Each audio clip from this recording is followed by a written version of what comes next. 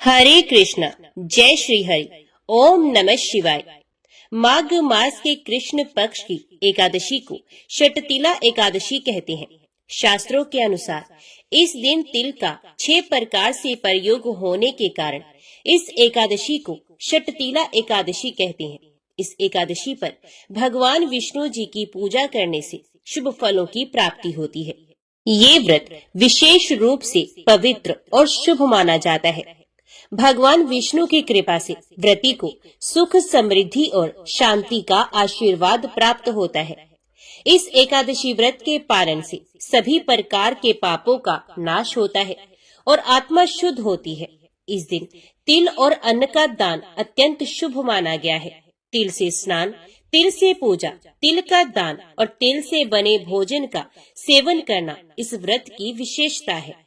जो भक्त सच्चे मन और श्रद्धा से इस व्रत का पालन करते हैं, उन्हें भगवान विष्णु का आशीर्वाद प्राप्त होता है और जन्म मरण के बंधनों से मुक्ति मिलती है। तिल के उपयोग से शरीर और मन की शुद्धि होती है। इसी के साथ दाम्पत्य जीवन भी खुशहाल बना रहता है और हमें जीवन में सफलता प्राप्त होती है। तो आइए आज की वीडियो में आप सुनिए षटतिला एकादशी की बड़ी ही दुर्लभ कथा। आज के दिन एकादशी माता और षटतिला एकादशी की पवित्र कथा को सुनने से मनुष्यों के सभी पाप और संकट कट जाते हैं और मनोकामनाओं की पूर्ति होती है, वैकुंठ धाम की प्राप्ति होती है। तो सभी लोग बड़ी श्रद्धा और प्रसन्न चित मन से इस कथा को पूरा अवश्य सुनिए। तो सब प्रेम से बोलो, लक्ष्मी नारायण भगवान की जय, राधा कृष्ण भगवान की जय। युधिष्ठिर ने भगवान श्री कृष्ण से पूछा, हे जगन्नाथ, हे श्री कृष्ण, हे आदिदेव जगतपति, माघ मास के कृष्ण पक्ष में कौन सी एकादशी होती है, उसके लिए कैसी विधि होती है तथा उसका फल क्या है? महाप्राज्ञ, कृपा करके ये सब बातें मुझे बताइए। श्री भगवान बोले, राजन सुनो, माघ मास के कृष्ण पक्ष की जो एकादशी है वे षटतिला के नाम से विख्यात है, जो सब पापों का नाश करने वाली है। अब तुम षटतिला की पापहारिणी कथा सुनो, जिसे मुनि श्रेष्ठ पुरुषोत्तम ने दालभ्य से कहा था। दालभ्य ने पूछा था, हे ब्राह्मण, मृत्यु लोक में आए हुए प्राणी प्राय पाप कर्म करते हैं, उन्हें नरक में ना जाना पड़े, इसके लिए कौन सा उपाय है, बताने की कृपा करें। पुरुषोत्तम जी बोले, महाभाग, तुमने बहुत अच्छी बात पूछी है, बतलाता हूँ, सुनो। माघ मास आने पर मनुष्य को चाहिए कि वे नहा धोकर पवित्र हो, इंद्रियों को संयम में रखते हुए काम, क्रोध, अहंकार, लोभ और चुगली आदि बुराइयों का त्याग कर दे। हे देवादिदेव, भगवान का स्मरण करके जल से पैर धोकर भूमि पर पड़े हुए गोबर का संग्रह करे, उसमें तिल और कपास छोड़कर 108 पिंडिकाएं बनाए। फिर माघ में जब आद्रा या मूल नक्षत्र आए, तब कृष्ण पक्ष की एकादशी करने के लिए नियम ग्रहण करे। भली भांति स्नान करके पवित्र हो, शुद्ध भाव से देवादिदेव श्री विष्णु की पूजा करे। कोई भूल हो जाने पर श्री कृष्ण का नाम उच्चारण करे। रात को जागरण और होम करे। चंदन, अर्गजा, कपूर, नैवेद्य आदि सामग्री से शंख, चक्र और गदा धारण करने वाले देव देवेश्वर श्री हरि की पूजा करे। तत्पश्चात भगवान का स्मरण करके बारंबार श्री कृष्ण नाम का उच्चारण करते हुए कुम्हड़े, नारियल तथा बिजोरे के फल से भगवान को विधि पूर्वक पूजकर अर्घ्य दे। अन्य सब सामग्रियों के अभाव में 100 सुपारियों के द्वारा भी पूजन और अर्घ्य दान किया जा सकता है। अर्घ्य का मंत्र इस प्रकार है, सच्चिदानंद स्वरूप श्री कृष्ण, आप बड़े दयालु हैं, हम आश्रयहीन जीवों के आप आश्रयदाता होइए। पुरुषोत्तम, हम संसार समुद्र में डूब रहे हैं, आप हम पर प्रसन्न होइए। कमल नयन, आपको नमस्कार है। विश्व भावन, आपको नमस्कार है। सुब्रह्मण्य, महापुरुष, सबके पूर्वज, आपको नमस्कार है। जगतपति, आप लक्ष्मी जी के साथ मेरा दिया हुआ अर्घ्य स्वीकार करें। तत्पश्चात ब्राह्मण की पूजा करें, उस जल का घड़ा दान करें, साथ ही छाता, जूता और वस्त्र भी दान करें। दान करते समय ऐसा कहें, इस दान के द्वारा भगवान श्री कृष्ण मुझ पर प्रसन्न हो। अपनी शक्ति के अनुसार श्रेष्ठ ब्राह्मण को काली गो का दान करे। द्विज श्रेष्ठ विद्वान पुरुष को चाहिए कि वह तिल से भरा हुआ पात्र भी दान करे। उन तिलों के बोने पर उनसे जितनी शाखाएं पैदा हो सकती हैं, उतने 1000 वर्षों तक वे स्वर्गलोक में प्रतिष्ठित होता है। तिल से स्नान करे, तिल का उपटन लगाए, तिल से होम करे, तिल मिलाया हुआ जल पिए, तिल का दान करें और तिल को भोजन के काम में लें। इस प्रकार 6 कामों में तिल का उपयोग करने से ये एकादशी षटतिला कहलाती है, जो सब पापों का नाश करने वाली है। पौराणिक कथा के अनुसार नारद मुनि त्रिलोक भ्रमण करते हुए भगवान विष्णु के धाम बैकुंठ पहुंचे। वहां पहुंचकर उन्होंने बैकुंठपति को प्रणाम करके उनसे अपनी जिज्ञासा व्यक्त करते हुए प्रश्न किया कि हे प्रभु, षटतिला एकादशी की क्या कथा है और इस एकादशी को करने से क्या पुण्य मिलता है। देवऋषि द्वारा विनीत भाव से इस प्रकार प्रश्न किए जाने पर लक्ष्मीपति भगवान विष्णु ने कहा, प्राचीन काल में पृथ्वी पर एक ब्राह्मणी रहती थी। ब्राह्मणी मुझ में बहुत ही श्रद्धा एवं भक्ति रखती थी। ये स्त्री मेरे निमित्त सभी व्रत रखती थी। एक बार इसने 1 महीने तक व्रत रखकर मेरी आराधना की। व्रत के प्रभाव से स्त्री का शरीर तो शुद्ध हो गया, परंतु यह स्त्री कभी ब्राह्मण एवं देवताओं के निमित्त अन्न दान नहीं करती थी। अतः मैंने सोचा कि ये स्त्री वैकुंठ में रहकर भी अतृप्त रहेगी। अतः मैं स्वयं एक दिन भिक्षा लेने पहुंच गया। स्त्री से जब मैंने भिक्षा की याचना की, तब उसने एक मिट्टी का पिंड उठाकर मेरे हाथों पर रख दिया। मैं वह पिंड लेकर अपने धाम लौट आया। कुछ दिनों के पश्चात वह स्त्री भी देह त्याग कर मेरे लोक में आ गई। यहाँ उसे एक कुटिया और एक आम का पेड़ मिला। खाली कुटिया को देखकर वे स्त्री घबराकर मेरे समीप आई और बोली कि मैं तो धर्मपरायण हूँ, फिर मुझे खाली कुटिया क्यों मिली है। तब मैंने उसे बताया कि यह अन्नदान नहीं करने तथा मुझे मिट्टी का पिंड देने से हुआ है। मैंने फिर उस स्त्री से बताया कि जब देव कन्याएं आपसे मिलने आए, तब आप अपना द्वार तभी खोलना जब वे आपको षटतिला एकादशी के व्रत का विधान बताए। स्त्री ने ऐसा ही किया और जिन विधियों को देव कन्याओं ने कहा था, उस विधि से ब्राह्मणी ने षटतिला एकादशी का व्रत किया।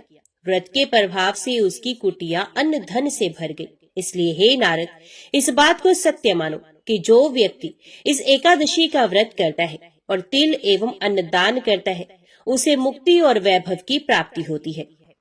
श्री पार्वती ने कहा, भगवान, आप सब तत्वों के ज्ञाता हैं। आपकी कृपा से मुझे श्री विष्णु संबंधी नाना प्रकार के धर्म सुनने को मिले, जो समस्त लोक का उद्धार करने वाले हैं। हे देवेश, अब मैं गीता का महात्म्य सुनना चाहती हूँ, जिसका श्रवण करने से श्री हरि में भक्ति बढ़ती है। श्री महादेव जी बोले, जिनका श्री विग्रह अलसी के फूल की भांति श्याम वर्ण का है, पक्षी राज गरुड़ ही जिनके वाहन हैं, जो अपनी महिमा से कभी च्युत नहीं होते तथा शेष नाग की शैया पर शयन करते हैं, उन भगवान महाविष्णु की हम उपासना करते हैं। एक समय की बात है, मूढ़ दैत्य के नाशक भगवान विष्णु शेष नाग के रमणीय आसन पर सुख पूर्वक विराजमान थे। उस समय समस्त लोगों को आनंद देने वाली भगवती लक्ष्मी ने आदर पूर्वक प्रश्न किया। श्री लक्ष्मी ने पूछा, हे भगवान, आप संपूर्ण जगत का पालन करते हुए भी अपने ऐश्वर्य के प्रति उदासीन से होकर जो इस क्षीर सागर में नींद ले रही हैं, इसका क्या कारण है। श्री भगवान बोले, सुमुखी, मैं नींद नहीं लेता हूँ, अपितु तत्व का अनुसरण करने वाली अंतर्दृष्टि के द्वारा अपने ही माहेश्वर तेज का साक्षात्कार कर रहा हूँ। देवी, ये वही तेज है जिसका योगी पुरुष कुशाग्र बुद्धि के द्वारा अपने अंतकरण में दर्शन करते हैं तथा जिसे मीमांसक विद्वान वेदों का सार तत्व निश्चित करते हैं। वे माहेश्वर तेज एक अजर प्रकाश स्वरूप आत्म रूप रोग शोक से रहित अखंड आनंद का पुंज निरहि तथा द्वैत रहित है। इस जगत का जीवन उसी के अधीन है, मैं उसी का अनुभव करता हूँ। देवी, यही कारण है कि मैं तुम्हें नींद लेता सा प्रतीत हो रहा हूँ। श्री लक्ष्मी ने कहा, ऋषिकेश, आप ही योगी पुरुषों के ध्येय हैं। आपके अतिरिक्त भी कोई ध्यान करने योग्य तत्व है, ये जानकर मुझे बड़ा कौतूहल हो रहा है। इस चराचर जगत की सृष्टि और संहार करने वाले स्वयं आप ही हैं। आप सर्व समर्थ हैं। इस प्रकार की स्थिति में होकर भी यदि आप उस परम तत्व से भिन्न हैं, तो मुझे उसका बोध कराइए। श्री भगवान बोले, प्रिय, आत्मा का स्वरूप द्वैत और अद्वैत से पृथक, भाव और अभाव से मुक्त तथा आदि और अंत से रहित है। शुद्ध ज्ञान के प्रकाश से उपलब्ध होने वाला तथा परमा आनंद स्वरूप होने के कारण एकमात्र सुंदर है। यही मेरा ईश्वरीय रूप है। आत्मा का एक तभी सबके द्वारा जानने योग्य है। गीता शास्त्र में इसी का प्रतिपादन हुआ है। अमित तेजस्वी भगवान विष्णु के ये वचन सुनकर लक्ष्मी देवी ने शंका उपस्थित करते हुए कहा, भगवान, यदि आपका स्वरूप स्वयं परम आनंदमय और मन वाणी की पहुंच के बाहर है, तो गीता कैसे उसका बोध कराती है? मेरे इस संदेह का आप निवारण कीजिए। श्री भगवान बोले, सुंदरी सुनो, मैं गीता में अपनी स्थिति का वर्णन करता हूँ। 5 अध्यायों को तुम 5 मुख जानो, 10 अध्यायों को 10 भुजाएं तथा 1 अध्याय को उदर और 2 अध्याय को दोनों चरण कमल जानो। इस प्रकार ये 18 अध्यायों की वारंगमयी ईश्वरी मूर्ति ही समझनी चाहिए। ये ज्ञान मात्र से ही महान पातकों का नाश करने वाली है। जो उत्तम बुद्धि वाला पुरुष गीता के 1 या आधे अध्याय का या अथवा 1 आधे या चौथाई श्लोक का भी प्रतिदिन अभ्यास करता है, वे सुशर्मा के समान मुक्त हो जाता है। श्री लक्ष्मी जी ने पूछा, हे देव, ये सुशर्मा कौन था, किस जाति का था और किस कारण से उसकी मुक्ति हुई? श्री भगवान बोले, प्रिय, सुशर्मा बड़ी खोटी बुद्धि का मनुष्य था। पापियों का तो ये शिरोमणि ही था। उसका जन्म वैदिक ज्ञान से शून्य एवं क्रूरतापूर्ण कर्म करने वाले ब्राह्मणों के कुल में हुआ था। वे ना तो ध्यान करता था, ना ही जप, ना होम करता, ना अतिथियों का सत्कार। वे लंपट होने के कारण सदा विषयों के सेवन में ही आसक्त रहता था। हल जोतता और पत्ते बेचकर जीविका चलाता था। उसे मदिरा पीने का व्यसन था तथा वे मांस भी खाता था। इस प्रकार उसने अपने जीवन का दीर्घ काल व्यतीत कर दिया। एक दिन मूढ़ बुद्धि सुशर्मा पत्ते लाने के लिए किसी ऋषि की वाटिका में घूम रहा था। इसी बीच में काल रूपधारी काले सांप ने उसे डस लिया। सुशर्मा की मृत्यु हो गई। तदंतर वे अनेक नरकों में जा वहां की यातनाएं भोगकर मृत्यु लोक में लौट आया और यहाँ बोझ ढोने वाला बैल हुआ। उस समय किसी पंगु ने अपने जीवन को आराम से व्यतीत करने के लिए उसे खरीद लिया।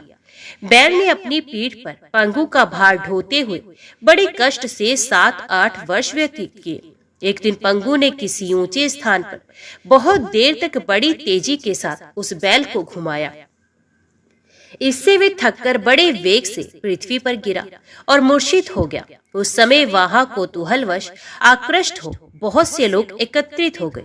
उस जन समुदाय में से किसी पुण्यात्मा व्यक्ति ने उस बैल का कल्याण करने के लिए उसे अपना पुण्य दान दिया। तत्पश्चात कुछ दूसरे लोगों ने भी अपने अपने पुण्यों को याद करके उन्हें उसके लिए दान किया। उस भीड़ में एक वेश्या भी खड़ी थी। उसे अपने पुण्य का पता नहीं था, तो भी उसने लोगों की देखा देखी उस बैल के लिए कुछ त्याग किया। तदंतर यमराज के दूत उस मरे हुए प्राणी को पहले यमपुरी में ले गए। वहां ये विचार कर कि ये वैश्या के दिए हुए पुण्य से पुण्यवान हो गया है, उसे छोड़ दिया गया। फिर वे भूलोक में आकर उत्तम कुल और शील वाले ब्राह्मण के घर में उत्पन्न हुआ। उस समय भी उसे अपने पूर्व जन्म की बातों का स्मरण बना रहा।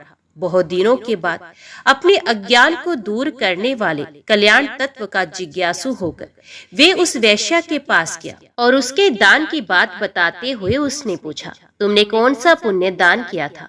वैश्या ने उत्तर दिया, वे पिंजरे में बैठा हुआ तोता प्रतिदिन कुछ पढ़ता है, उससे मेरा अंतकरण पवित्र हो गया है।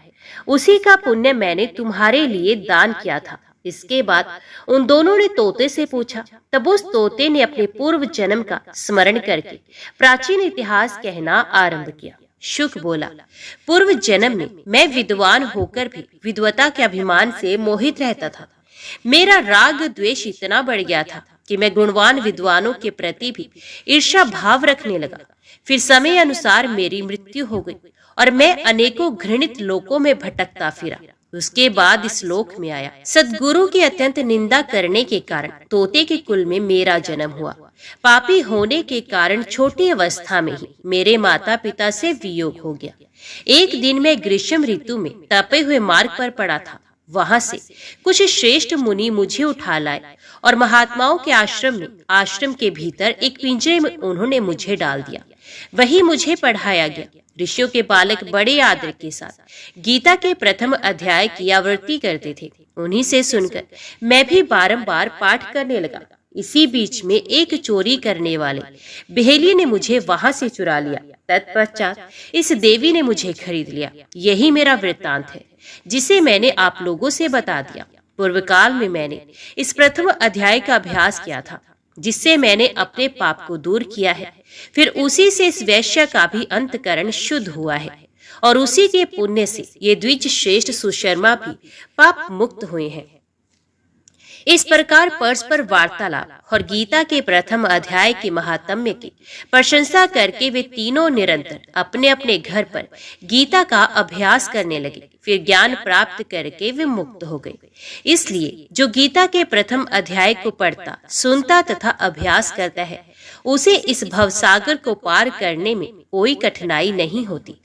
लक्ष्मी, प्रथम अध्याय के महात्म्य का उत्तम उपाख्यान मैंने तुम्हें सुना दिया। अब अन्य अध्यायों के महात्म्य श्रवण करो। दक्षिण दिशा में वेदवेता ब्राह्मणों के पुरंदरपुर नामक नगर में श्रीमान देव शर्मा नामक एक विद्वान ब्राह्मण रहते थे।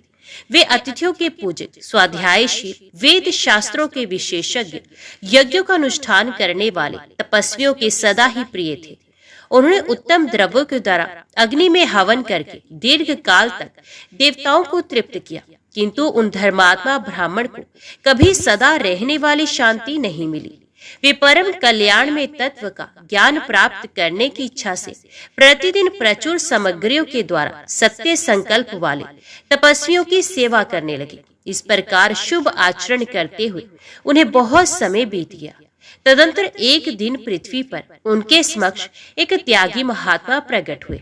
वे पूर्ण अनुभवी, आकांक्षा रहित, नासिका के अग्र भाग पर दृष्टि रखने वाले तथा शांत चित्त थे।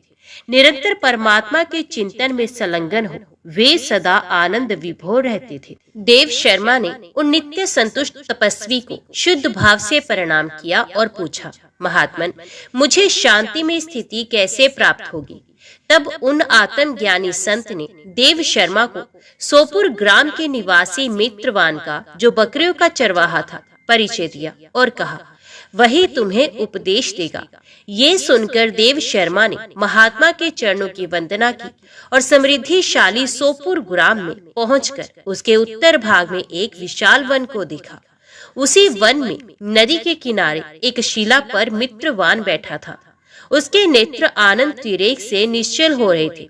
वे अपलक दृष्टि से देख रहा था। वे स्थान आपस का स्वाभाविक वैर छोड़कर एकत्रित हुए परस्पर विरोधी जंतुओं से घिरा था। वहां उद्यान में मंद मंद वायु चल रही थी। मृगों के झुंड शांत भाव से बैठे थे और मित्रवान दया से भरी हुई आनंदमयी मनोहारिणी दृष्टि से पृथ्वी पर मानो अमृत छिड़क रहा था। इस रूप में उसे देखकर देव शर्मा का मन प्रसन्न हो गया। वे उत्सुक होकर बड़ी विनय के साथ मित्रवान के पास गए। मित्रवान ने भी अपने मस्तक को किंचित नवाकर देव शर्मा का सत्कार किया। तदंतर विद्वान देव शर्मा अनन्य चित्त से मित्रवान के समीप गए और जब उसके ध्यान का समय समाप्त हो गया, उस समय उन्होंने अपने मन की बात पूछी, महाभाग, मैं आत्मा का ज्ञान प्राप्त करना चाहता हूँ। मेरे इस मनोरथ की पूर्ति के लिए मुझे किसी ऐसे उपाय का उपदेश कीजिए जिसके द्वारा सिद्धि प्राप्त हो चुकी हो।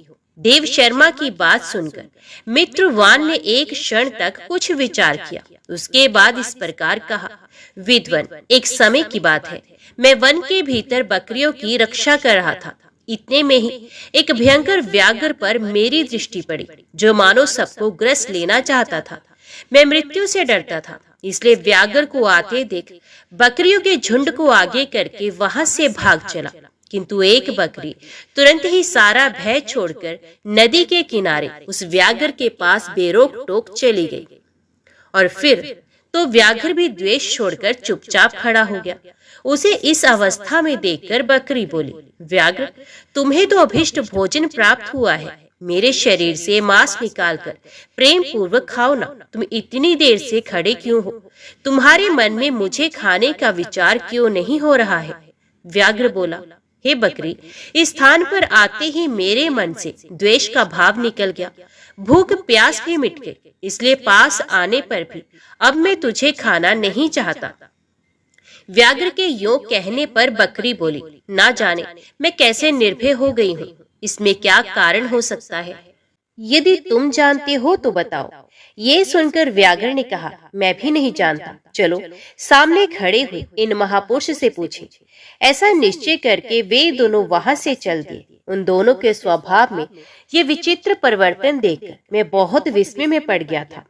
इतने में ही उन्होंने मुझे से आकर प्रश्न किया। वहां वृक्ष की शाखा पर एक वानर राज था। उन दोनों के साथ मैंने भी वानर राज से पूछा। विप्रवर, मेरे पूछने पर वानर राज ने आदर पूर्वक कहा, अजापाल सुनो, इस विषय में मैं तुम्हें प्राचीन वृतांत सुनाता हूँ। ये सामने वन के भीतर जो बहुत बड़ा मंदिर है, उसकी ओर देखो। इसमें ब्रह्मा जी का स्थापित किया हुआ एक शिवलिंग है। पूर्व काल में यहाँ सुकर्मा नामक एक बुद्धिमान महात्मा रहते थे, जो तपस्या में संलग्न होकर इस मंदिर में उपासना करते थे। वे वनों में से फूलों का संग्रह करके लाते और नदी के जल से पूजनीय भगवान शंकर को स्नान कराकर उन्हीं से उनकी पूजा किया करते थे। इस प्रकार आराधना का कार्य करते हुए सुकर्मा यहाँ निवास करते थे। बहुत समय के बाद उनके समीप किसी अतिथि का आगमन हुआ। सुकर्मा ने भोजन के लिए फल लाकर अतिथि को अर्पण किया और कहा, विद्वान, मैं केवल तत्व ज्ञान की इच्छा से भगवान शंकर की आराधना करता हूँ। आज इस आराधना का फल परिपक्व होकर मुझे मिल गया है, क्योंकि इस समय आप जैसे महापुरुष ने मुझ पर अनुग्रह किया है। सुकर्मा के ये वचन सुनकर तपस्या के धनी महात्मा अतिथि को बड़ी प्रसन्नता हुई। उन्होंने एक शिलाखंड पर गीता का दूसरा अध्याय लिख दिया और ब्राह्मण को उसके पाठ एवं अभ्यास के लिए आज्ञा देते हुए कहा, ब्राह्मण, इससे तुम्हारा आत्मज्ञान संबंधी मनोरथ अपने आप सफल हो जाएगा। यों कहकर वे बुद्धिमान तपस्वी सुकर्मा के सामने ही उनके देखते देखते अंतर ध्यान हो गया। सुकर्मा विस्मित होकर उनके आदेश के अनुसार निरंतर गीता के द्वितीय अध्याय का अभ्यास करने लगे। तदंतर दीर्घ काल के पश्चात अंतकरण शुद्ध होकर उन्हें आत्मज्ञान की प्राप्ति हुई। फिर वे जहां जहां भी गए, वहां वहां का तपोवन शांत हो गया। उनमें शीत उष्ण और राग द्वेष आदि की बाधाएं दूर हो गई। इतना ही नहीं, उन स्थानों में भूख प्यास का कष्ट भी जाता रहा तथा भय का सर्वथा अभाव हो गया। ये सब द्वितीय अध्याय का जप करने वाले सुकर्मा ब्राह्मण की तपस्या का ही प्रभाव समझो। मित्रवान कहता है, वानर राज के योग कहने पर मैं प्रसन्नता पूर्वक बकरी और व्याघ्र के साथ उस मंदिर की ओर गया। वहां जाकर शिलाखंड पर लिखे हुए गीता के द्वितीय अध्याय को मैंने देखा और पढ़ा। उसी की आवृत्ति करने से मैंने तपस्या का पार पा लिया है। अतः भद्र पुरुष, तुम भी सदा द्वितीय अध्याय की ही आवृत्ति किया करो। ऐसा करने पर मुक्ति तुमसे दूर नहीं रहेगी। श्री भगवान कहते हैं, प्रिय मित्रवान के इस प्रकार आदेश देने पर देव शर्मा ने उसका पूजन किया और उसे प्रणाम करके पुरंदरपुर की राह ली। वहां किसी देवालय में पूर्वोक्त आत्मज्ञानी महात्मा को पाकर उन्होंने ये सारा वृत्तांत निवेदन किया और सबसे पहले उन्हीं से द्वितीय अध्याय को पढ़ा। उनसे उपदेश पाकर शुद्ध अंतकरण वाले देव शर्मा प्रतिदिन बड़ी श्रद्धा के साथ द्वितीय अध्याय का पाठ करने लगे। तब से उन्होंने प्रशंसा के योग्य परम पद को प्राप्त किया। लक्ष्मी, ये द्वितीय अध्याय का उपाख्यान कहा गया। अब तृतीय अध्याय का महात्म्य बताऊंगा। प्रिय, जनस्थान में एक जड़ नामक ब्राह्मण था, जो कौशिक वंश में उत्पन्न हुआ था। उसने अपना जातीय धर्म छोड़कर बनिए की वृत्ति में मन लगाया। उसे पराई स्त्रियों के साथ व्यभिचार करने का व्यसन पड़ गया था। वे सदा जुआ खेलता, शराब पीता और शिकार खेलकर जीवों की हिंसा किया करता था। इसी प्रकार उसका समय बीतता था। धन नष्ट हो जाने पर वे व्यापार के लिए बहुत दूर उत्तर दिशा में चला गया। वहां से धन कमाकर घर की ओर लौटा। बहुत दूर तक रास्ता उसने तय कर लिया था। एक दिन सूर्यास्त हो जाने पर जब दसों दिशाओं में अंधकार फैल गया, तब एक वृक्ष के नीचे उसे लुटेरों ने धर दबाया और शीघ्र ही उसके प्राण भी ले लिए। उसके धर्म का लोप हो गया था, इसलिए वे बड़ा भयानक प्रेत हो गया। उसका पुत्र बड़ा धर्मात्मा और वेदों का विद्वान था। उसने अब तक पिता के लौट आने की राह देखी। जब वे नहीं आए, तब उनका पता लगाने के लिए वे स्वयं ही घर छोड़कर चल दिया। वे प्रतिदिन खोज करता, मगर राहगीरों से पूछने पर भी उसे उनका कुछ भी समाचार नहीं मिलता था। तदंतर एक दिन एक मनुष्य से उसकी भेंट हुई, जो उसके पिता का सहायक था।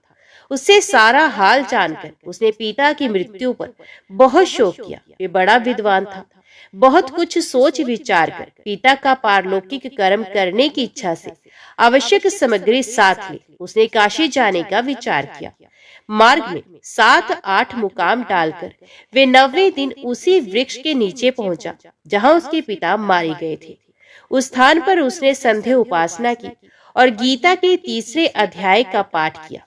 इसी समय आकाश में बड़ी भयानक आवाज हुई। उसने अपने पिता को भयंकर आकार में देखा। फिर तुरंत ही अपने सामने आकाश में उसे एक सुंदर विमान दिखाई दिया, जो महान तेज से व्याप्त था। उसमें अनेकों शुद्ध घंटिकाएं लगी थी। उसके तेज से समस्त दिशाएं आलोकित हो रही थी।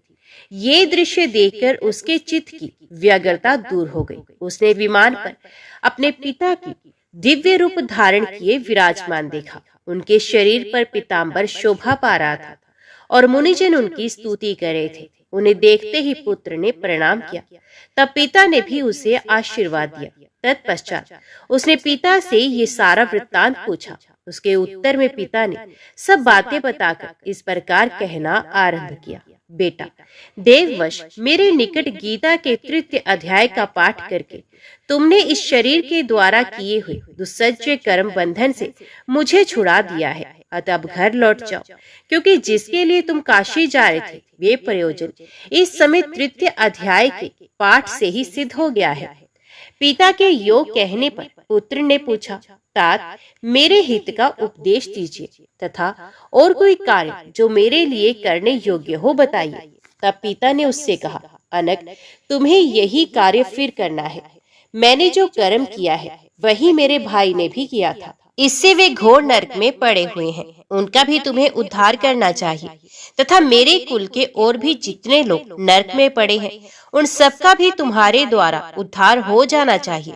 यही मेरा मनोरथ है। बेटा, जिस साधन के द्वारा तुमने मुझे संकट से छुड़ाया है उसी का अनुष्ठान औरों के लिए भी करना उचित है। उसका अनुष्ठान करके उससे होने वाला पुण्य उन नारकी जीवों को संकल्प करके दे दो। इससे वे समस्त पूर्वज मेरी ही तरह यातना से मुक्त हो स्वल्प काल में ही श्री विष्णु के परम पद को प्राप्त हो जाएंगे। पिता का ये संदेश सुनकर पुत्र ने कहा, तात यदि ऐसी बात है और आपकी भी ऐसी ही रुचि है तो मैं समस्त नारकी जीवों का नरक से उद्धार कर दूंगा। ये सुनकर उसके पिता बोले, बेटा एवं वस्तु तुम्हारा कल्याण हो। मेरा अत्यंत प्रिय कार्य संपन्न हो गया। इस प्रकार पुत्र को आश्वासन देकर उसके पिता भगवान विष्णु के परम धाम को चले गए। तत्पश्चात वे भी लौटकर जनस्थान में आया और परम सुंदर भगवान श्री कृष्ण के मंदिर में उनके समक्ष बैठकर पिता के आदेश अनुसार गीता के 3रे अध्याय का पाठ करने लगा। उसने नारकी जीवों का उद्धार करने की इच्छा से गीता पाठ जनित सारा पुण्य संकल्प करके दे दिया। इसी बीच में भगवान विष्णु के दूत यातना भोगने वाले नारकी जीवों को छुड़ाने के लिए यमराज के पास गए। यमराज ने नाना प्रकार के सत्कारों से उनका पूजन किया और कुशल पूछी। वे बोले, धर्मराज हम लोगों के लिए सब और आनंद ही आनंद है। इस प्रकार सत्कार करके पितृलोक के सम्राट परम बुद्धिमान यम ने विष्णु दूतों से यमलोक में आने का कारण पूछा। तब विष्णु दूतों ने कहा, यमराज शेष शैया पर शयन करने वाले भगवान विष्णु ने हम लोगों को आपके पास कुछ संदेश देने के लिए भेजा है। भगवान हम लोगों के मुख से आपकी कुशल पूछते हैं और ये आज्ञा देते हैं कि आप नरक में पड़े हुए समस्त प्राणियों को छोड़ दें।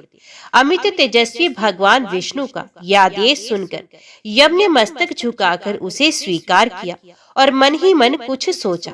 तत्पश्चात मदोमद नारकी जीवों को नरक से मुक्त देखकर उनके साथ ही वे भगवान विष्णु के वास स्थान को चले गए। यमराज श्रेष्ठ विमान के द्वारा जहाँ क्षीर सागर है वहां जा पहुंचे। उसके भीतर कोटि कोटि सूर्यों के समान कांतिमान, नील कमल दल के समान श्याम सुंदर लोकनाथ जगत गुरु श्रीहरि का उन्होंने दर्शन किया। भगवान का तेज उनके शैया बने हुए शेषनाग के फनों की मणियों के प्रकाश से दोगुना हो रहा था। वे आनंद मुक्त दिखाई दे रहे थे। उनका हृदय प्रसन्नता से परिपूर्ण था। भगवती लक्ष्मी अपनी सरल चितवन से प्रेम पूर्वक उन्हें बारंबार निहार रही थी। चारों ओर योगी जन भगवान की सेवा कर रहे थे। उन योगियों की आंखों के तारे ध्यानस्थ होने के कारण निश्चल प्रतीत होते थे। देवराज इंद्र अपने विरोधियों को परास्त कराने के उद्देश्य से भगवान की स्तुति कर रहे थे। ब्रह्मा जी के मुख से निकले हुए वेदांत वाक्य मूर्तिमान होकर भगवान के गुणों का गान कर रहे थे। भगवान पूर्ण संतुष्ट होने के साथ ही समस्त योनियों की ओर से उदासीन प्रतीत होते थे। जीवों में से जिन्होंने योग साधन के द्वारा अधिक पुण्य संचय किया था, उन सबको एक ही साथ वे कृपा दृष्टि से निहार रहे थे। भगवान अपने स्वरूपभूत अखिल चराचर जगत को आनंद पूर्ण दृष्टि से आमोदित कर रहे थे। शेषनाग की प्रभा से उद्भासित एवं सर्वत्र व्यापक दिव्य विग्रह धारण करके नील कमल के सदृश श्याम वर्ण वाले श्रीहरि ऐसे जान पड़ते थे मानो चांदनी से घिरा हुआ आकाश सुशोभित हो रहा हो। इस प्रकार भगवान की झांकी करके यमराज अपनी विशाल बुद्धि के द्वारा उनकी स्तुति करने लगे। यमराज बोले, संपूर्ण जगत का निर्माण करने वाले परमेश्वर, आपका अंतकरण अत्यंत निर्मल है।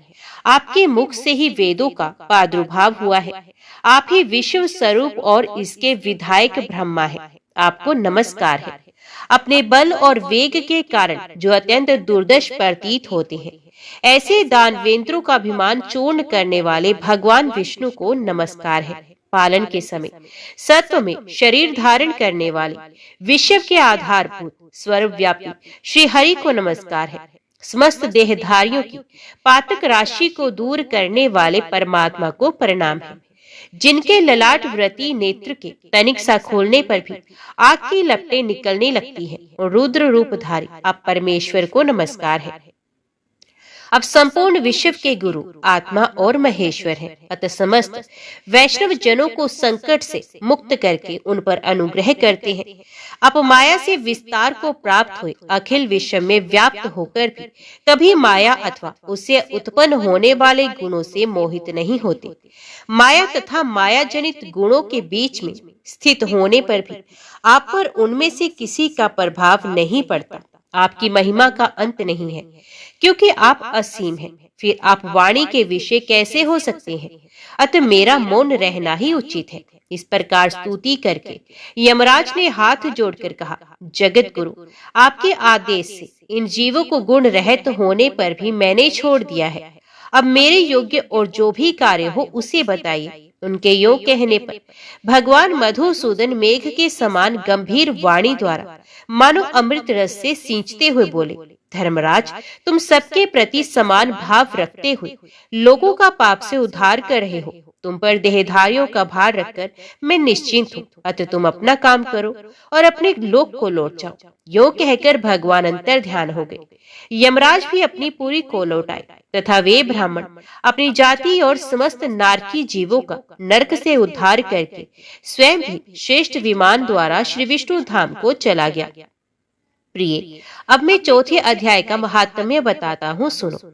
भागीरथी के तट पर वाराणसी नाम की एक पुरी है, जहाँ विश्वनाथ जी के मंदिर में भरत नाम के एक योगनिष्ठ महात्मा रहते थे, जो प्रतिदिन आत्म चिंतन में तत्पर हो आदर पूर्वक गीता के चतुर्थ अध्याय का पाठ करते थे। उसके अभ्यास से उनका अंतकरण निर्मल हो गया था।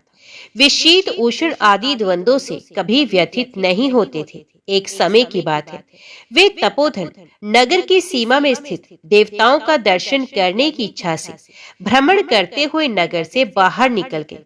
वहां बेर के 2 वृक्ष थे। उन्हीं की जड़ में वे विश्राम करने लगे। एक वृक्ष की जड़ में उन्होंने अपना मस्तक रखा था और दूसरे वृक्ष के मूल में उनका एक पैर टिका हुआ था। थोड़ी देर बाद जब वे तपस्वी चले गए, तब वेर के वे दोनों वृक्ष 5 ही 6 दिनों के भीतर सूख गए। उनमें पत्ते और डालियां भी नहीं रही। तत्पश्चात वे दोनों वृक्ष कहीं ब्राह्मणों के पवित्र ग्रह में 2 कन्याओं के रूप में उत्पन्न हुए। वे दोनों कन्याएं जब बढ़कर 7 वर्ष की हो गई, तब एक दिन उन्होंने दूर देशों से घूमकर आते हुए भरत मुनि को देखा। उन्हें देखते ही वे दोनों उनके चरणों में गिर पड़ी और मीठी वाणी में बोली, मुने, आपकी ही कृपा से हम दोनों का उद्धार हुआ है। हमने बेर की योनि त्याग कर मानव शरीर प्राप्त किया है। उनके इस प्रकार कहने पर मुनि को बड़ा विस्मय हुआ। उन्होंने पूछा, पुत्रियों, मैंने कब और किस साधन से तुम्हें मुक्त किया था?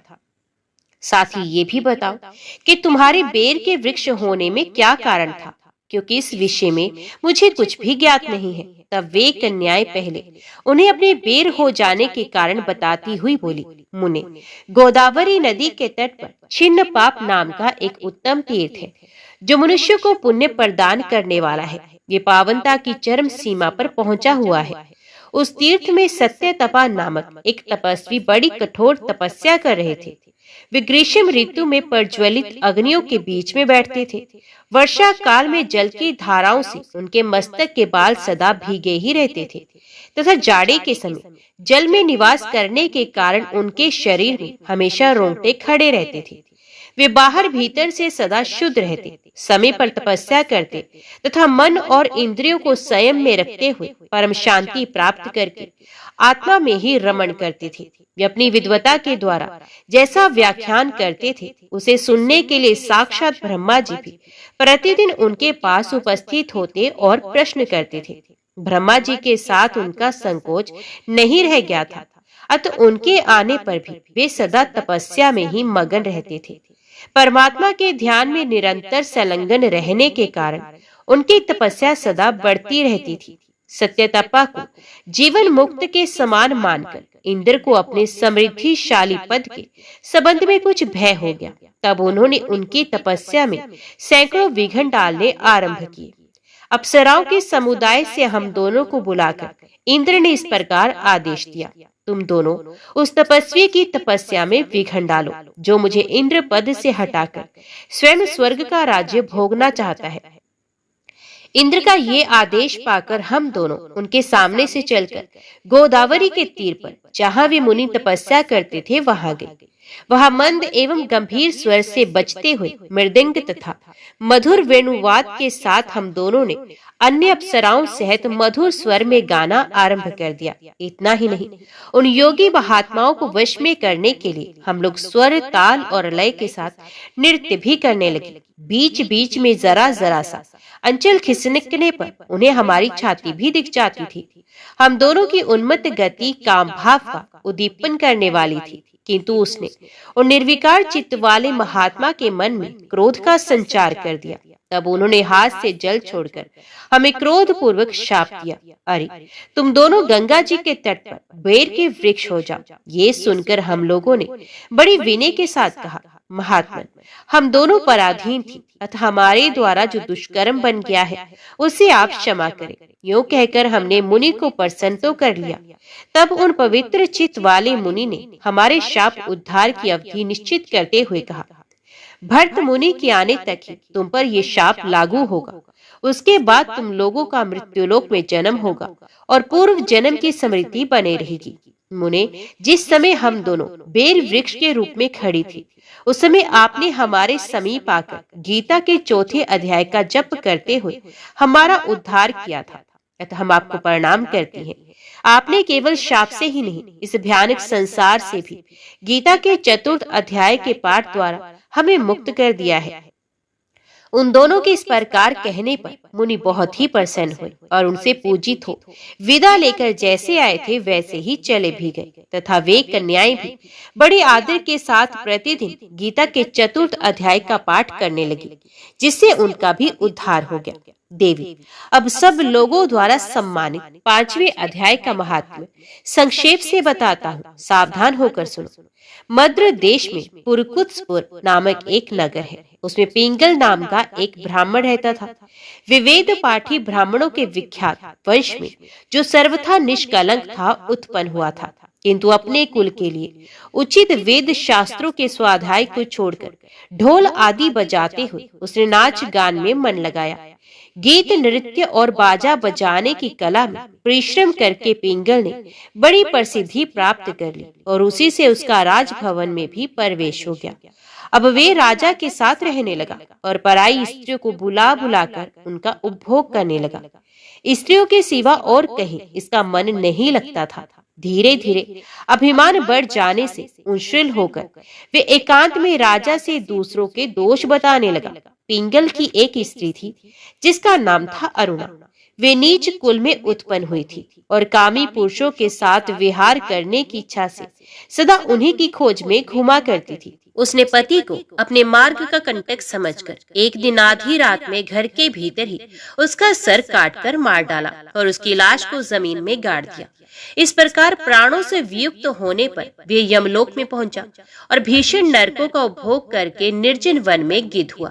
अरुणा भी भगंदर रोग से अपने सुंदर शरीर को त्याग कर घोर नरक भोगने के पश्चात उसी वन में शुकी हुई। एक दिन वे दाना चुगने की इच्छा से इधर उधर फुदक रही थी। इतने में ही उस गिद्ध ने पूर्व जन्म के वैर का स्मरण करके उसे अपने तीखे नखों से फाड़ डाला। शुकी घायल होकर पानी से भरी हुई मनुष्य की खोपड़ी में गिरी। गिद्ध पुण्य उसकी ओर झपटा। इतने में ही जाल फैलाने वाले बहेलियों ने उसे भी बाणों का निशाना बना दिया।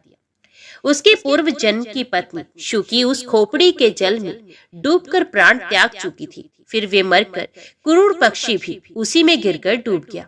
तब यमराज के दूत उन दोनों को यमराज के लोक में ले गए। वहां अपने पूर्व कृत पाप कर्म को याद करके दोनों ही भयभीत हो रहे थे। तदंतर यमराज ने जब उनके घृणित कर्मों पर दृष्टिपात किया, तब उन्हें मालूम हुआ कि मृत्यु के समय अकस्मात खोपड़ी के जल में स्नान करने से इन दोनों का पाप नष्ट हो चुका है। तब उन्होंने उन दोनों का मनवांछित लोक में जाने की आज्ञा दी। ये सुनकर अपने पाप को याद करते हुए वे दोनों बड़े विस्मय में पड़े और पास जाकर धर्मराज के चरणों में प्रणाम करके पूछने लगे, भगवान, हम दोनों ने पूर्व जन्म में अत्यंत घृणित पाप का संचय किया है, फिर हमें मनवांछित लोकों में भेजने का क्या कारण है, वो बताइए। यमराज ने कहा, गंगा के किनारे वट नामक एक उत्तम ब्रह्मज्ञानी रहते थे। वे एकांत सेवी, ममता रहित, शांत, विरक्त और किसी से भी द्वेष ना रखने वाले थे। प्रतिदिन गीता के 5वें अध्याय का जप करना उनका सदा का नियम था। 5वें अध्याय का श्रवण कर लेने पर महापापी पुरुष भी सनातन ब्रह्म का ज्ञान प्राप्त कर लेता है। उसी पुण्य के प्रभाव से शुद्ध चित्त होकर उन्होंने अपने शरीर का त्याग किया था। गीता के पाठ से जिनका शरीर निर्मल हो गया था, जो आत्म ज्ञान प्राप्त कर चुके थे, उन्हीं महात्मा की खोपड़ी का जल पाकर तुम दोनों पवित्र हो गए हो। अतः अब तुम दोनों मनोवांछित लोगों को जाओ, क्योंकि गीता के 5वें अध्याय के महात्म्य से तुम दोनों शुद्ध हो गए हो। श्री भगवान कहते हैं, सबके प्रति समान भाव रखने वाले धर्मराज के द्वारा इस प्रकार समझाए जाने पर ये दोनों बहुत प्रसन्न हुए और विमान पर बैठकर वैकुंठ लोक को चले गए। सुमुखी, अब मैं 6ठे अध्याय का महात्म्य सुनाता हूँ, जिसे सुनने वाले मनुष्यों के लिए मुक्ति कर्त लगत हो जाती है। गोदावरी नदी के तट पर प्रतिष्ठानपुर नामक एक विशाल नगर है, जहाँ मैं पिपलेश के नाम से विख्यात होकर रहता हूँ। उस नगर में जानश्रुति नामक एक राजा रहते थे। जो भूमंडल की प्रजा को अत्यंत प्रिय थे। उनका प्रताप मार्तंड मंडल के प्रचंड तेज के समान जान पड़ता था। प्रतिदिन होने वाले उनके यज्ञ के धुएं से नंदन वन के कल्प वृक्ष इस प्रकार काले पड़ गए थे, मानो राजा की असाधारण दानशीलता देखकर वे लज्जित हो गए हों। उनके यज्ञ में प्राप्त पुरोडाश के रसवादन में सदा आसक्त होने के कारण देवता लोग कभी प्रतिष्ठानपुर को छोड़कर बाहर नहीं जाते थे। उनके दान के समय छोड़े हुए जल की धारा प्रताप रूपी तेज और यज्ञ के धूमों से पुष्ट होकर मेघ ठीक समय पर वर्षा करते थे। उस राजा के शासन काल में इतियों खेती में होने वाले 6 प्रकार के उपद्रवों के लिए कहीं थोड़ा भी स्थान नहीं मिलता था और अच्छी नीतियों का सर्वत्र प्रसार होता था। वे बावली कुएं और पोखरे खुदवाने के बहाने मानो प्रतिदिन पृथ्वी के भीतर ही निधियों का अवलोकन करते थे। एक समय राजा के दान, तप, यज्ञ और प्रजा पालन से संतुष्ट होकर स्वर्ग के देवता उन्हें वर देने के लिए उनके पास आए। ये कमलनाल के समान उज्ज्वल हंसों का रूप धारण कर अपनी पांखें हिलाते हुए आकाश मार्ग से चलने लगे। बड़ी उतावली के साथ उड़ते हुए वे सभी हंस परस्पर बातचीत भी कर रहे थे। उनमें से भद्राश्यवादी 2-3 हंस वेग से उड़कर आगे निकल गए। तब पीछे वाले हंसों ने आगे जाने वाले हंसों को संबोधित करते हुए कहा, अरे भाई भद्राश्व, तुम लोग वेग से चलकर आगे क्यों हो गए हो? ये मार्ग बड़ा दुर्गम है, इसमें हम सबको साथ मिलकर चलना चाहिए। क्या तुम्हें दिखाई नहीं देता? ये सामने ही पुण्य मूर्ति महाराज जानश्रुति का तेज पुंज अत्यंत स्पष्ट रूप से प्रकाशमान हो रहा है। उस तेज से भस्म होने की आशंका है, अतः सावधान होकर चलना चाहिए। पीछे वाले हंसों के वचन सुनकर आगे वाले हंस हंस पड़े और उच्च स्वर से उनकी बातों की अवहेलना करते हुए बोले, अरे भाई, क्या इस राजा जानश्रुति का तेज ब्रह्मवादी महात्मा रैकव के तेज से भी अधिक तीव्र है?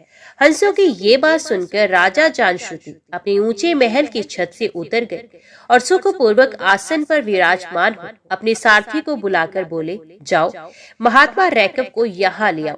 राजा का ये अमृत के समान वचन सुनकर वह नामक सारथी प्रसन्नता प्रकट करता हुआ नगर से बाहर निकला। सबसे पहले उसने मुक्तिदायिनी काशीपुरी की यात्रा की, जहाँ जगत के स्वामी भगवान विश्वनाथ मनुष्य को उपदेश दिया करते हैं। उसके बाद वे गया क्षेत्र में पहुंचा, जहाँ प्रफुल्ल नेत्रों वाले भगवान गदाधर संपूर्ण लोकों का उद्धार करने के लिए निवास करते हैं। तदंतर नाना तीर्थों में भ्रमण करता हुआ सारथी पाप नाशिनी मथुरा पुरी में गया। ये भगवान श्री कृष्ण का आदि स्थान है, जो परम महान एवं मोक्ष प्रदान करने वाला है। वेद और शास्त्रों में वे तीर्थ त्रिभुवनपति भगवान गोविंद के अवतार स्थान के नाम से प्रसिद्ध है। नाना देवता और ब्रह्म ऋषि उसका सेवन करते हैं। मथुरा नगर कालिंदी के किनारे शोभा पाता है। उसकी आकृति अर्धचंद्र के समान प्रतीत होती है। वे सब तीर्थों के निवास से परिपूर्ण है। परम आनंद प्रदान करने के कारण सुंदर प्रतीत होता है। गोवर्धन पर्वत के होने से मथुरा मंडल की शोभा और भी बढ़ गई है। वे पवित्र वृक्षों और लताओं से आवृत है। उसमें 12 वन है। वे परम पुण्य में तथा सबको विश्राम देने वाले श्रुतियों के सारभूत भगवान श्री कृष्ण की आधार भूमि है। तत्पश्चात मथुरा से पश्चिम और उत्तर दिशा की ओर बहुत दूर तक जाने पर सारथी को काश्मीर नामक नगर दिखाई दिया, जहाँ शंख के समान उज्जवल गगनचुंबी महलों की पंक्तियां भगवान शंकर के अट्टहास की भांति शोभा पाती हैं, जहाँ ब्राह्मण के शास्त्रीय आलाप सुनकर मूक मनुष्य भी सुंदर वाणी और पदों का उच्चारण करते हुए देवता के समान हो जाते हैं, जहाँ निरंतर होने वाले यज्ञ धूम से व्याप्त होने के कारण आकाश मंडल मेघों से धुलते रहने पर भी अपनी कालिमा नहीं छोड़ता। यह उपाध्याय के पास आकर छात्र जन्म कालीन अभ्यास से ही संपूर्ण कलाएं स्वतः पढ़ लेते हैं, तथा जहाँ मणिकेश्वर नाम से प्रसिद्ध भगवान चंद्रशेखर देहधारियों को वरदान देने के लिए नित्य निवास करते हैं। काश्मीर के राजा माणिकेश ने दिग्विजय में समस्त राजाओं को जीतकर भगवान शिव का पूजन किया था। तभी से उनका नाम मणिकेश्वर हो गया था। उन्हीं के मंदिर के दरवाजे पर महात्मा रैकव एक छोटी सी गाड़ी पर बैठे अपने अंगों को खुजलाते हुए वृक्ष की छाया का सेवन कर रहे थे। इसी अवस्था में सारथी ने उन्हें देखा। राजा के बताए हुए भिन्न भिन्न चिन्हों से उसने शीघ्र ही रैकव को पहचान भी लिया और उनके चरणों में प्रणाम करके कहा, ब्राह्मण, आप किस स्थान पर रहते हैं? आपका पूरा नाम क्या है? आप तो सदा स्वच्छंद विचरने वाले लगते हैं, फिर यहाँ किस लिए ठहरे हैं? इस समय आपका क्या करने का विचार है? सारथी के ये वचन सुनकर परम आनंद में निमग्न महात्मा रैकव ने कुछ सोचकर उससे कहा, यद्यपि हम पूर्ण काम है, हमें किसी वस्तु की आवश्यकता नहीं है, तथापि कोई भी हमारी मनोवृत्ति के अनुसार परिचर्या कर सकता है। रैकव के हार्दिक अभिप्राय को आदर पूर्वक ग्रहण करके सारथी धीरे से राजा के पास चला गया। वहां पहुंचकर राजा को प्रणाम करके उसने हाथ जोड़कर सारा समाचार निवेदन किया। उस समय स्वामी के दर्शन से उसके मन में बड़ी प्रसन्नता थी। सारथी के वचन सुनकर राजा के नेत्र आश्चर्य से चकित हो उठे। उनके हृदय में रैकव का सत्कार करने की श्रद्धा जागृत हुई। उन्होंने 2 खच्चरों से जुती हुई एक गाड़ी लेकर यात्रा की, साथ ही मोती के हार, अच्छे अच्छे वस्त्र, 1 सहस्त्र गोए भी ले ली। कश्मीर मंडल में महात्मा रैकव जहाँ रहते थे उस स्थान पर पहुंचकर राजा ने सारी वस्तुएं उनके आगे निवेदन कर दी और पृथ्वी पर पड़कर साष्टांग प्रणाम भी किया। महात्मा रैकव अत्यंत भक्ति के साथ चरणों में पड़े हुए राजा जानश्रुति पर कुपित हो उठे और बोले, रे शूद्र, तू दुष्ट राजा है, क्या तू मेरा वृत्तांत नहीं जानता? ये खच्चरों से जूती हुई अपनी ऊंची गाड़ी अपने साथ ले जा। ये वस्त्र, ये मोतियों के हार और ये दूध देने वाले गोए भी स्वयं ही ले जा। इस तरह आज्ञा देकर रैकव ने राजा के मन में भय उत्पन्न कर दिया। तब राजा ने शाप के भय से महात्मा रैकव के दोनों चरण पकड़ लिए और भक्ति पूर्वक कहा, ब्राह्मण, मुझ पर प्रसन्न होइए। भगवान, आप में ये अद्भुत महात्म्य कैसे आया? प्रसन्न होकर मुझे ठीक ठीक बताइए। रैकव मुनि बोले, राजा, मैं प्रतिदिन गीता के 6ठे अध्याय का जप करता हूँ। इसी से मेरी तेजो राशि देवताओं के लिए भी दुस्सहनीय है। तदंतर परम बुद्धिमान राजा जानश्रुति ने यत्न पूर्वक महात्मा रैकव से गीता के 6ठे अध्याय का अभ्यास किया। इससे उन्हें मोक्ष की प्राप्ति हुई। इधर रैकव भी भगवान माणिकेश्वर के समीप मोक्षदायक गीता के 6ठे अध्याय का जप करते हुए सुख से रहने लगे। हंस का रूप धारण करके वरदान देने के लिए आए हुए देवता भी विस्मित होकर स्वेच्छा अनुसार चले गए। जो मनुष्य सदा इस एक ही अध्याय का जप करता है, वे भी भगवान विष्णु के ही स्वरूप को प्राप्त होता है, इसमें तनिक भी संदेह नहीं है। ओम नमो भगवते वासुदेवाय नमः। जय श्री राधे कृष्ण। आज की वीडियो में इतना ही। उम्मीद करती हूँ वीडियो आपको पसंद आई होगी। वीडियो पसंद आई हो तो वीडियो को लाइक और चैनल को सब्सक्राइब जरूर कीजिएगा। जय श्री हरि लिखकर कमेंट बॉक्स में अपनी हाजिरी और अपने सुझाव देना ना भूलेगा। तो मिलते हैं अगली कथा अगली वीडियो के साथ।